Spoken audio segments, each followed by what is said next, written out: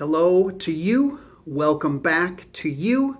Today is one of my favorite days of the year. It is my best friend's birthday, and that friend is my wife, Janice. I'm having a hard time being at work this morning because I want to be with her, but I'm glad I have a job so I can support her and be a faithful husband and a faithful dad. But it's her birthday today, so we're going to do a special nugget. I have been thinking this morning about what verse reminds me of her or reminds me of God's work in her life and in our lives. And lots of verses popped into my mind. Acts 17 is what I want to share to celebrate. Acts 17, 26 through 28. It says this: God made from one man every nation of mankind to live on all the face of the earth, having determined allotted periods. I'm going to say that phrase again because this is where I want to drill down in a minute. Having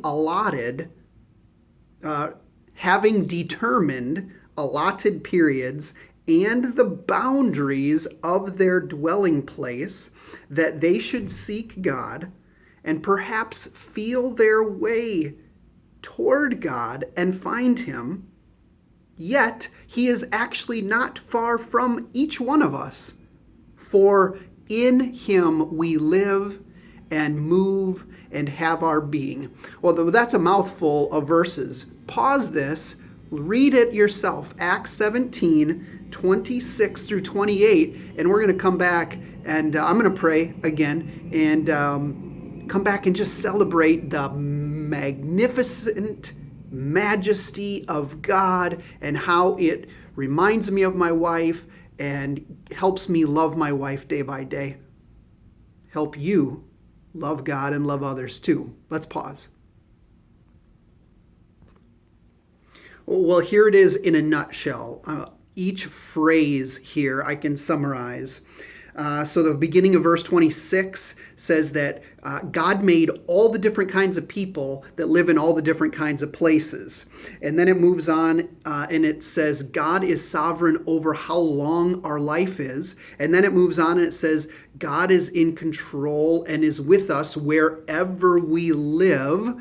And then it ends with we are who we are because He gives us life. He shapes who we are. And so this is just this trumpeting of the glory of God being involved in our personal lives, in the particular places we live, and in making us who we are. And I look at my wife, who grew up in not an ideal family situation, the kind of situation that makes you ask the question, God, where were you? God, why these kinds of things? Why these kinds of hurts? Why are they happening? But now as her life has been gripped by the grace of God and drawn towards Him and drawn and shaped by the love of Christ, we see just this great, beautiful contrast of out of the darkness comes beauty and life because of the mercy and the grace of God. Verse 26 says that from one man, we're talking about Adam, God made every nation of mankind to live on the face of the earth. One of the things I love about my wife is that her skin color doesn't look exactly like my skin color. I was just sitting beside her last night and I put my fingers on her arm and I was like, oh, reminded.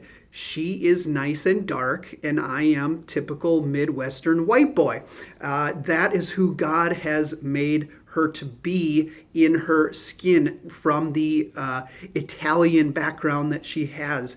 God is involved in that. These verses say she is who she is because he has knit her together. And I'm so thankful for how he's knit her together. It also says that God has determined the boundaries of our dwelling places. God determines where we live and who we live with. And I'm so thankful on her birthday that 24 years ago, I was standing in the business office line at Liberty University, and I met a new friend who invited us to a party. And at this party, there was a beautiful, young, long brown hair Italian girl sitting on the floor next to the lampstand. I still have it right in my brain from the very first time I ever saw Janice.